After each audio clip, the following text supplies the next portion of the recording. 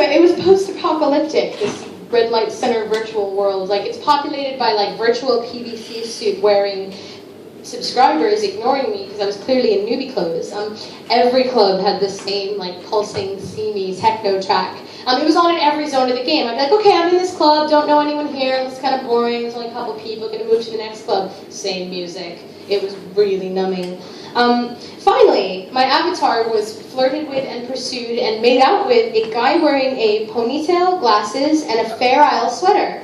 And he typed in, as we kissed. It turns out the actual virtual world was a front end for this sort of hookup-oriented social network, like Facebook-style social network. You couldn't meet anyone in Red Light Center without them eventually pressing you for your real photo and phone number and stuff like that. Did it turn? No, you already asked that. No, absolutely not. One of the first things I ever wrote was a kind of travelogue in the world of Furcadia. Of course you did. Don't know if anyone's heard of this. This is, actually entirely innocent-looking MMO for furries. Very, people who like very to be primitive. animals as their second self. Yeah, Totally fine, and not so judging. in almost an offensive way, me and my friends decided what would be really great is if we all launched an expedition, as if it's like Heart of Oh, Darkness. so you get off by making fun of people with special interests that you can't relate to. Exactly. Awesome. So what was amazing is that there are different servers of Furcadia, and the first 5 looked like this. And it was sort of empty forests, like these post-apocalyptic landscapes you Yeah, just described. people kind of wandering around in empty. Yeah, and so we finally get to the 6th, which was called something like the Exotic East, and it looked Something like, he says, as if you I don't remember really. The But exotic east of Furcadia. Yeah, so the Exotic East was so rammed you couldn't move. You had to wait for someone. It was a nice symmetric grid. You had to wait for another player to move one space, and then you could move one space. And it was a sliding block puzzle, basically. With loads of portals with names like things like the Dingy Bordello. And you would go into these. Well, you could. Did you have to download something? Yeah, we went into one, and there was a small download required. And we all spawned, and we were all given immense forearm-sized erections, which In real were life, attached. or No! did you have one in real life? No! Are you sure? Yes. Okay. So, which was amazing because you immediately become really English because you can't turn around without your penis entering the next square, which might be where your friend is standing, and it kind of clips through. You're just kind of so rammed you can't move. Yeah. Yeah. Thanks for that. Excuse me, sorry. But mostly this, Furcadia was interesting to me because it does prove that people do want to have sex online. Yeah. That's what they want. And we'll put it even in, I guess, quite mundane circumstances, like World of Warcraft. Yeah, people get married there. And that kind of puzzles me. I read a lot about the connections that people make in MMOs, and I take their reports and their experiences pretty seriously. People write about how they've met, groups of friends in EverQuest, geographically distributed, that they never would have met otherwise, and they stay friends with those people for years and years and years, and they form like real-world bonds, and absolutely don't want to take that away from them. It's never really done it for me. I used to be someone who was really excited by the possibility in online worlds to facilitate play and relationships and self-invention. I'd always loved RPGs of all kinds. Then MMOs came, and it's like, oh wow, I'm going to be online with other people. Like, these games were going to become human. Everything in the world was going to behave like a real person because they would be real people. And so I ended up trying quite a few of them, and they ended up being pretty disappointing for me. Instead of playing or adventuring or being a character, I found myself jogging endlessly across these lonely landscapes with other silent joggers in search of hovering quest markers, looking for 5 more pumpkins to smash. Yeah, see, what interests me is that in the early days of the internet, or I think probably anyone in this room's early experience of chat rooms are really flirtatious, sexual places. Here's right? the thing, I even went to go and try roleplay servers. And I would enter the roleplay server and think, okay, here's where the play is going to happen. But they really were just using it as a giant 3D chat room. Like, this whole front end was just a back end for them to, talk and chat and all these things. And it made me wonder, what if the game part isn't the awesome part? What if it's the chat? Well, yeah, this is what makes me wonder, because if such a big part of the thread of chat rooms was hooking up, why haven't games continued that legacy? Yeah, I spent my whole high school years hooking up in text, playing characters in role-playing chat rooms, pretending to be, I don't know, someone from Sailor Moon or something, trying to trying to be a sailor. Or I think Final Fantasy VII. Well, tell one of yours. The only experience I remember from chat rooms is typing in that I was passionately kissing someone's neck. And you didn't know what came after? No idea. So pretty much whatsoever. like today. Anyway, so you wanted to know why we can't carry on that kind of flirtation in games today, because we were able to develop and invent our own intimate interaction using text alone. Why, you ask, haven't games continue that?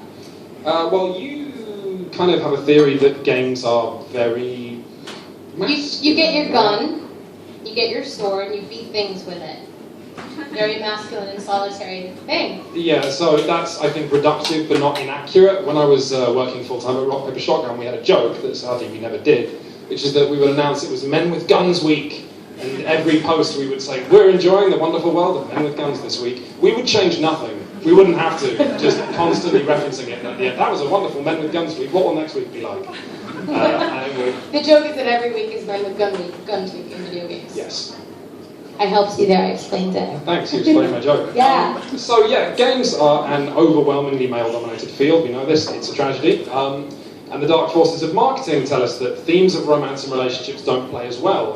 Which is bullshit. It's not to say that men don't like relationships, it's that marketing thinks. No, it's extremely short-sighted, and you realise how depressing it is when you put it in the context of a medium that are more mature in their handling of marketing things at men. I didn't pick Lethal Weapon 2 at random, Lethal Weapon it should be, but Lethal Weapon has a tragic scene.